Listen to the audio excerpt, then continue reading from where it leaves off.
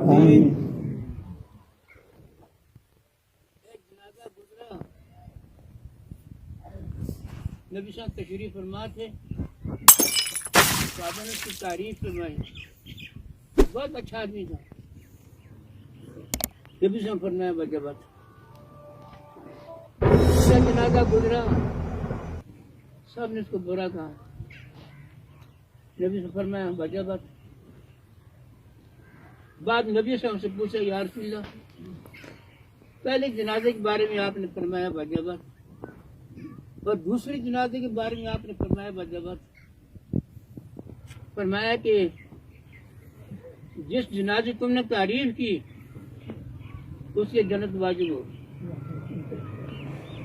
اور جس کی تم نے برائی بیان کی اس کے لیے دوزخ واجب ہو، جہنم واجب ہو۔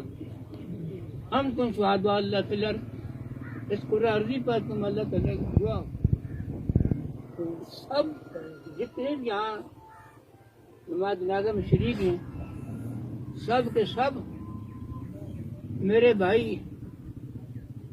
قاری مسلم صاحب مرحوم مغفور رحمۃ اللہ رحمۃ اللہ واسعہ، سب ان کی تعریف کر رہے ہیں۔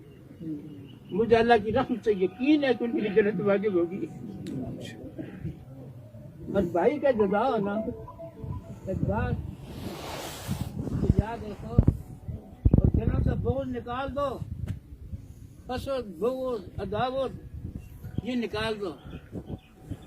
ایک خاتون، اس کا بھائی، جوان بیٹا اور خاوند یہ گرفتار ہو گئے۔ جج نے فیصلہ کیا، تینوں کے بارے میں پھانسی کا فیصلہ کیا، سزائے موت۔ وہ عورت خاتون گئی رحم کی اپیل کرنے کے لیے، جب جج کے سامنے گئی تو جج نے کہا تینوں کے بارے میں آپ کی اپیل منظور نہیں، تینوں میں سے جس کے سر پر تو ہاتھ رکھے تیری اپیل منظور کر لیں۔ وہ لگا پھانسی کو پیچھے کمرہ ہوتا ہے رشتہ داروں کی ملاقات کے لیے۔ اللہ اللہ، وہاں تینوں بیٹھے ہیں، وہ خاتون گئی کھڑی ہے، خاوند طرف دیکھا، بھائی طرف دیکھا، جوان بیٹا ہے کریے جوان ہے، اس طرف دیکھا، کھڑے کھڑے کھڑے، بھائی کے سر پر ہاتھ رکھا، بھائی کے سر پر ہاتھ رکھا، بھائی کے سر پر ہاتھ رکھا۔ ساری حیران ہوگی کہ بھائی اور بھی ذات کو تو اولاد زیادہ پیاری ہوتی ہے، جوان بیٹا پھانسی ہو رہا ہے، اس نے بھائی کے سر پر ہاتھ رکھا۔